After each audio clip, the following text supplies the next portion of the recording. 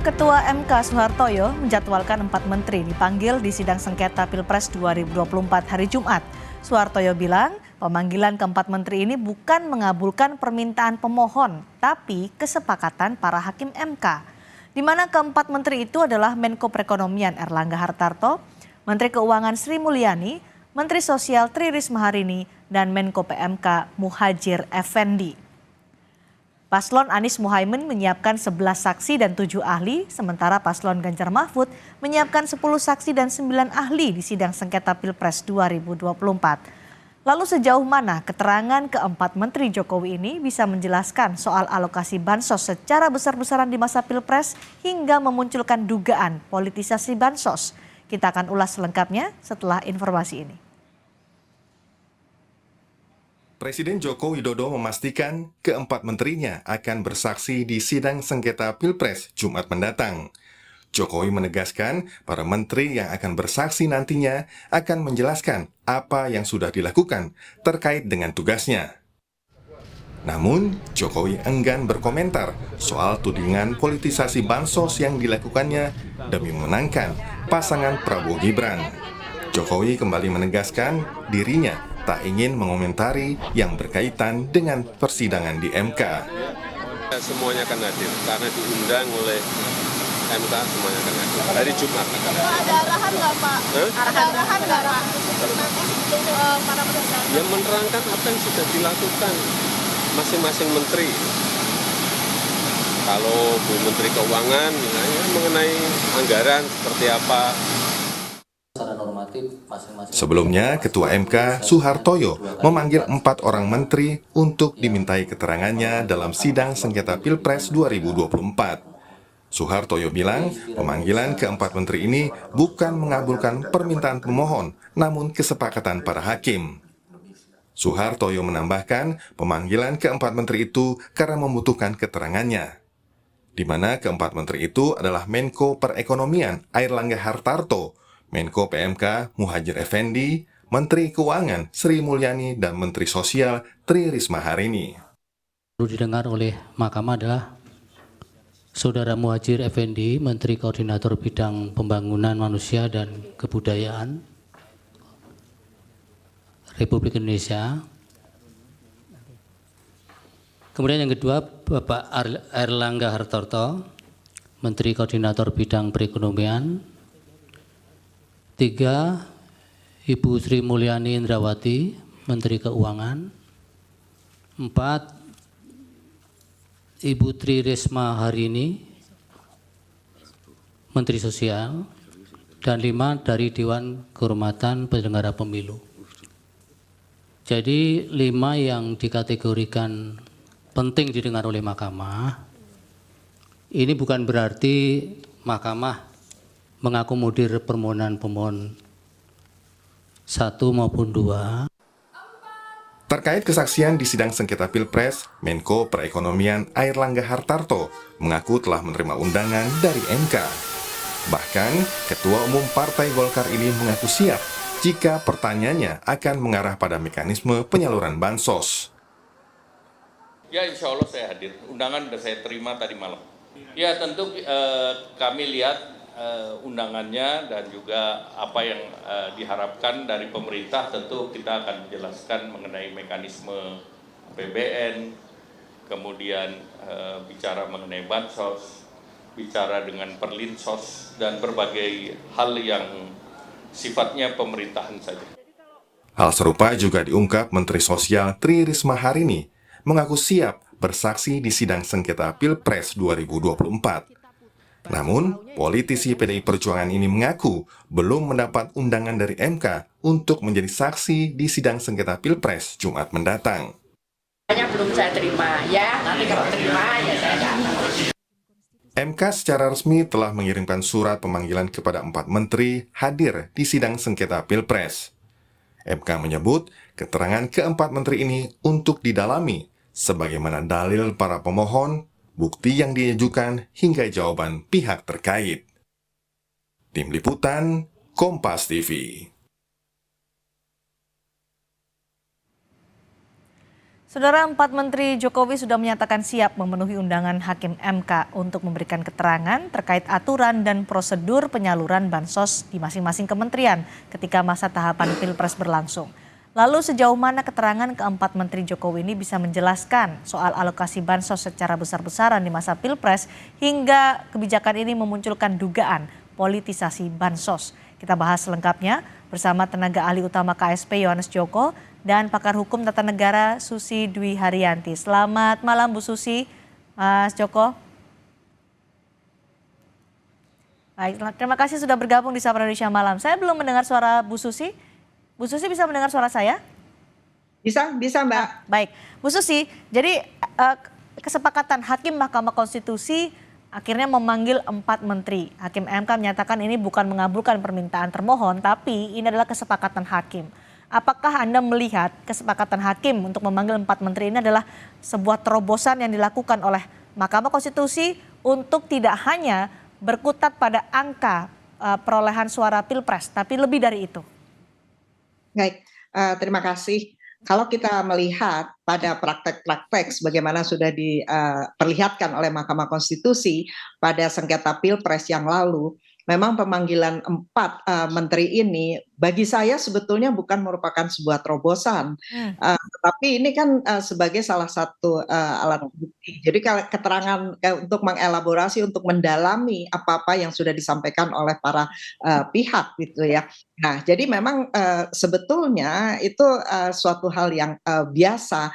Ini menjadi luar biasa hari ini karena kita mengetahui bahwa sengketa Pilpres 2024 ini adalah sengketa yang kompleks sifatnya dibandingkan dengan sengketa-sengketa Pilpres yang sebelumnya. Mengapa dia kompleks? Pertama, sebagaimana kita ketahui bahwa putra dari incumbent itu ikut serta di dalam kontestasi. Tentu ini akan menimbulkan dugaan-dugaan bahwa pemilihan umum tidak berlangsung secara adil. Dan ini yang kemudian disampaikan juga di dalam dalil yang sudah disampaikan oleh para pemohon. Dengan demikian kehadiran dari 4 menteri ini menurut saya Mahkamah Konstitusi memberikan harapan baru.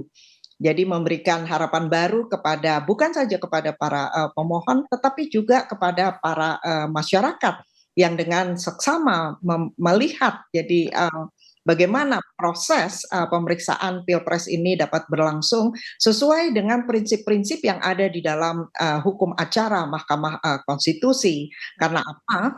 Karena Mahkamah Konstitusi sebagai salah satu pelaksana dari cabang kekuasaan kehakiman, Mahkamah Konstitusi itu harus menegakkan hukum dan keadilan. Jadi bukan hanya semata-mata menegakkan hukum, apalagi di sini kalau hanya dipandang sebagai hukum tertulis, tetapi juga harus menegakkan keadilan. Jadi pemanggilan 4 menteri ini mudah-mudahan memberikan harapan baru bahwa Mahkamah Konstitusi memang secara bersungguh-sungguh akan menjalankan fungsi-fungsinya. Baik, Mas Joko, jadi ada apa arahan dari Presiden Jokowi kepada 4 menteri nanti ketika akan memberikan keterangan di Mahkamah Konstitusi? Iya, yang pertama tentu kami menghormati ya Mbak, apa yang dilakukan oleh Mahkamah Konstitusi agar Mahkamah Konstitusi itu bisa mendapatkan mendapatkan informasi yang terintegrasi, informasi yang jelas sehingga bisa paham duduk permasalahan terkait permasalahan terutama mengenai bansos ini. Dan kesempatan ini tentu menjadi kesempatan yang berharga bagi kami di pemerintahan Presiden Jokowi untuk bisa menjelaskan juga kepada publik sehingga semua framing, kemudian asumsi, stigma yang selama ini selalu disampaikan berulang kali, narasi-narasi yang mendiskreditkan pemerintah itu bisa dijawab dan bisa dijelaskan dengan lebih clear pada persidangan Mahkamah Konstitusi besok begitu. Kalau terkait arahan dari Bapak Presiden, ya Bapak Presiden nggak memberikan arahan apapun begitu. Monggo silakan seperti yang disampaikan tadi, menghormati, silakan hadir dan justru ya ini menjadi kesempatan dan momentum kita untuk pemerintah untuk bisa memberikan penjelasan dan masyarakat tahu begitu.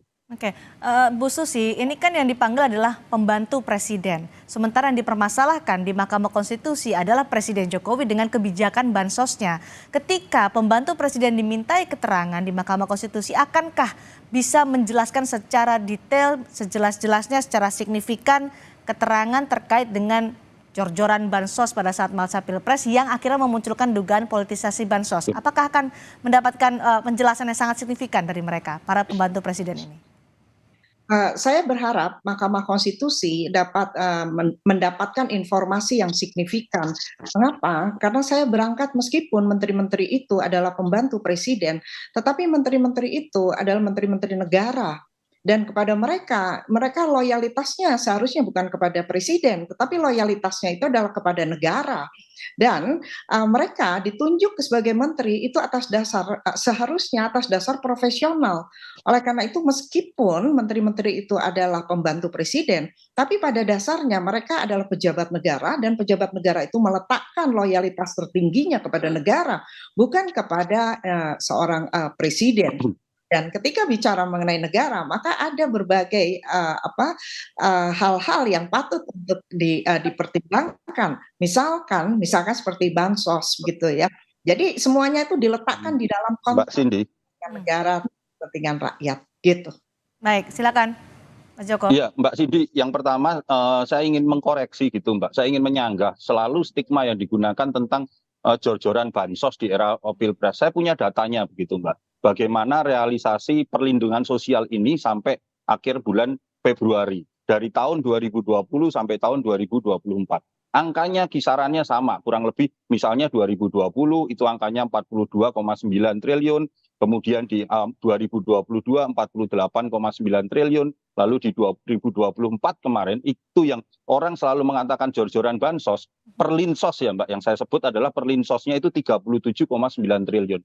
Lebih kecil dari periode waktu-waktu sebelumnya. Sementara dalam parameter dalam anggaran perlinsos itu ada 4 Mbak kurang lebih yang bisa kami sampaikan di dalam perlinsos. Itu ada anggaran bansos, kemudian ada anggaran untuk pendidikan, ada anggaran kesehatan, ada anggaran subsidi energi, di mana subsidi energi ini digunakan untuk mensubsidi listrik, mensubsidi LPG dan mensubsidi BBM begitu. Nah, subsidi-subsidi inilah sebenarnya perlinsos inilah yang harus kita letakkan dan masyarakat bisa mengerti bahwa bisa memahami bahwa nggak ada itu istilah jor-joran bansos. Semua berjalan seperti dari tahun ke tahun, Istilah jor-joran atau apapun itu kan framing, tergantung siapa yang memiliki kepentingan untuk menggunakan apa yang dilakukan oleh Presiden Jokowi dianggap sebagai keuntungan oleh paslon-paslon tertentu begitu. Baik, karena kan kita juga pernah mendengar bahwa apa yang disampaikan oleh Menteri Sosial Tri Risma hari ini ketika di DPR dipertanyakan soal mengapa jumlah bansos di tahun 2024 sangat tinggi. Disebutkan oleh Risma bahwa di Kementerian Sosial sudah ada pos-posnya atau bansos yang tercatat. Tapi kemudian Risma menyatakan yang ada di Kementerian Sosial sekitar 70 triliun. Sisanya Risma mengaku tidak tahu. Apa yang bisa dijawab dari Istana soal ini?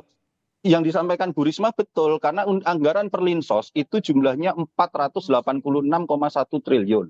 Di dalamnya ada 4 komponen.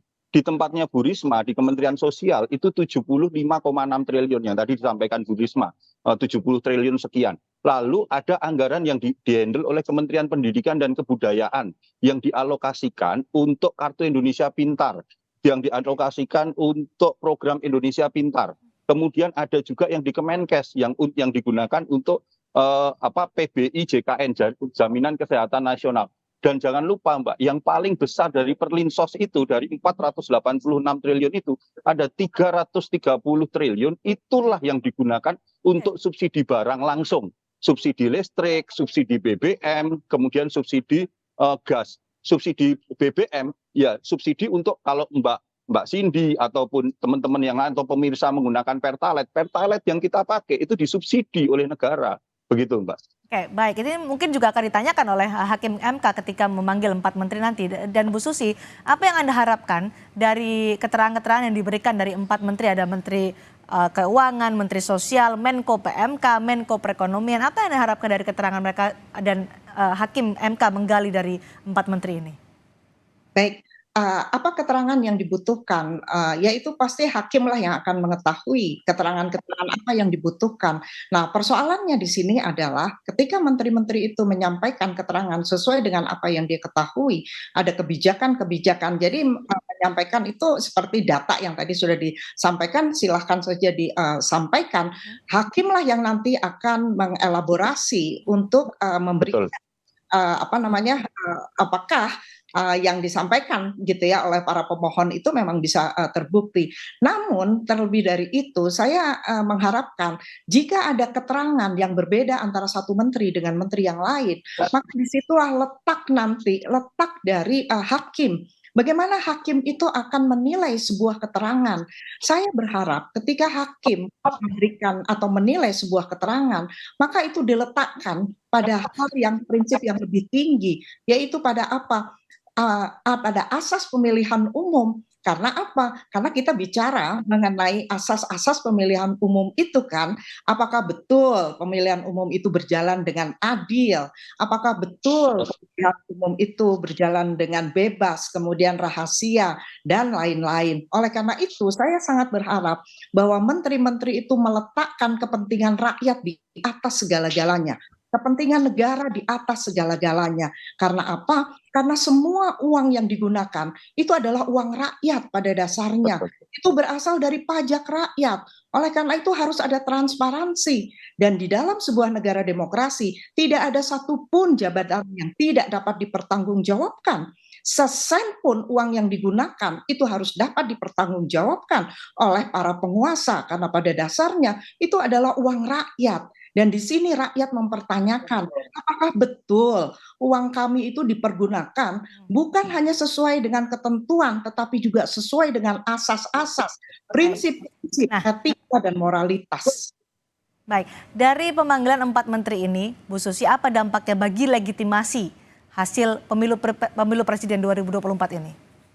Ya, saya berharap bahwa dengan pemanggilan 4 menteri ini dikaitkan dengan fungsi Mahkamah Konstitusi, yaitu sebagai the guardian of the Constitution. Dia harus bertindak sebagai apolitical adjudicator.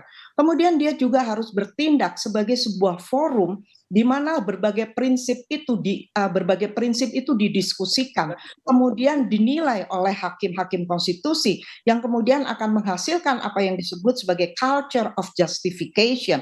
Tetapi jangan lupa bahwa Mahkamah Konstitusi itu adalah semacam institusional interlokutor. Hakim-hakim konstitusi itu harus berani untuk men-challenge berbagai bukti yang sudah disampaikan baik oleh pemohon, kemudian juga keterangan yang disampaikan termasuk oleh 4 menteri. Jadi hakim konstitusi harus berani men-challenge nanti. Karena apa? Karena pada dasarnya Mahkamah Konstitusi itu diharapkan untuk bisa mewujudkan apa yang disebut sebagai demokrasi konstitusional, yaitu sebuah demokrasi yang didasarkan atas prinsip-prinsip dan asas-asas Undang-Undang Dasar, termasuk di sini adalah Undang-Undang Dasar 1945. Jadi saya sangat berharap bahwa hakim konstitusi itu mampu menemukan apa yang disebut sebagai the distinguished factor, faktor-faktor yang secara nyata berbeda dengan sengketa-sengketa pilpres sebelumnya. Begitu hakim konstitusi mampu membuktikan bahwa ada distinguished factor yang sangat memengaruhi hasil pemilihan umum atau pilpres, maka saya sangat berharap bahwa hakim itu dapat memberikan putusan yang terbaik, yaitu putusan apa? Putusan berdasarkan hukum dan rasa keadilan. Dan apakah dampaknya dengan pemanggilan 4 menteri ini dengan permohonan dari baik pasangan 01 maupun pasangan 03 yang selalu mengungkit soal bansos disebut-sebut sebagai sumber dari kecurangan pemilu 2024 ini, Bu Susi? Ya, saya berharap bahwa dengan kedatangan 4 menteri ini, maka akan ada penyampaian informasi yang secara komprehensif, bukan hanya berdasarkan angka-angka semata, tetapi bagaimana angka-angka itu digunakan dan dilihat dengan helikopter view, yaitu apakah diberikan pada saat yang tepat, apakah memang tadi, jika memang ada dugaan bahwa itu dipercepat, maka menteri-menteri itu harus mampu untuk memberikan keterangan apa yang disampaikan oleh para pemohon itu, dan itu akan sangat tergantung kepada hak. Mungkin ini singkatnya atau simpelnya pemikiran dari masyarakat. Dengan pemanggilan menteri ini bisakah membatalkan hasil pemilu? Singkat saja Bu Susi sebelum saya ke Mas Joko.